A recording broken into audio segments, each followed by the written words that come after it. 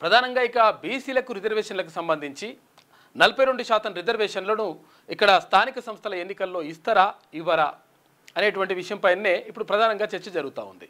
ఎందుకంటే ఇక ఈ హైకోర్టు ఇచ్చినటువంటి గడువు కూడా పూర్తయిపోయింది. ఇక నెల రోజుల గడువు ప్రభుత్వానికి ఇచ్చింది, 2 నెలల గడువు అక్కడ ఎన్నికల కమిషన్కి ఇచ్చింది. కాబట్టి ఇప్పుడు ప్రభుత్వం యొక్క గడువు అయిపోయింది. మరి ఇప్పటి వరకు మాత్రం ఎక్కడా కూడా 42% రిజర్వేషన్కి సంబంధించిన అంశము 42% రిజర్వేషన్ము ఇట్లా ఇస్తాము ఇయ్యము అనేటువంటి విషయం పైన ఎక్కడ కూడా క్లారిటీ ఇవ్వలేదు ప్రభుత్వం.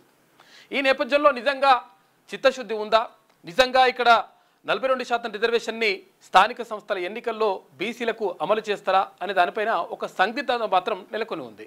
అయితే ఏదేమైనప్పటికీ ఇవాళ మంత్రివర్గ సమావేశం ఉంది. ఇక్కడ క్యాబినెట్ మీటింగ్ నేపథ్యంలో మరి అందులో ఏమన్నా నిర్ణయం తీసుకుంటారా? నిర్ణయం తీసుకోకపోతే 100% ఇక్కడ కాంగ్రెస్ పార్టీకి కానీ తర్వాత ఏ పార్టీ అయినా సరే పార్టీలకు అతీతంగా మొత్తం బీసీలందరూ కూడా క్లియర్గా ఉన్నారు.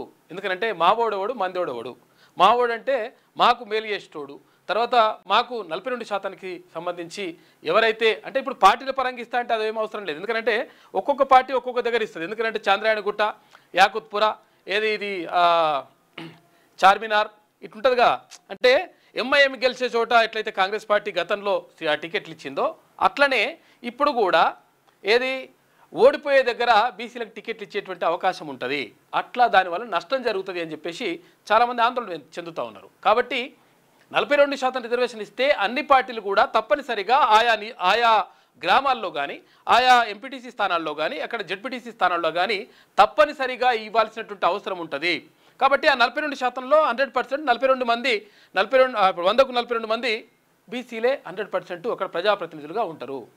అది కాకుండా ఇష్టం వచ్చినట్టుగా పార్టీల పరంగా ఇస్తే ఏంటంటే ఓడిపోయే దగ్గర ఇస్తే అందరూ ఓడిపోయే దగ్గర ఇస్తే ఏమవుతుంది, ఆటోమేటిక్గా బీసీలకు నష్టం జరుగుతుంది.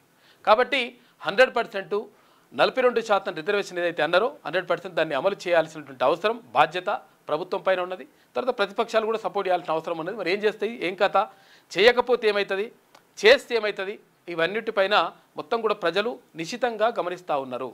కాబట్టి ఇవాళ ఒకవేళ మరి కేబినెట్ మీటింగ్లో నిర్ణయం తీసుకుంటారా ఏంది అనే దానిపైన చూడాలి. ఎందుకంటే ఇప్పటికే అసలు యాక్చువల్గా ప్రకటించాల్సి ఉండే, దానికి సంబంధించి ఇంకా అయితే ప్రకటించలేదు. ఇదంతా అట్లా జరుగుతూ ఉంది.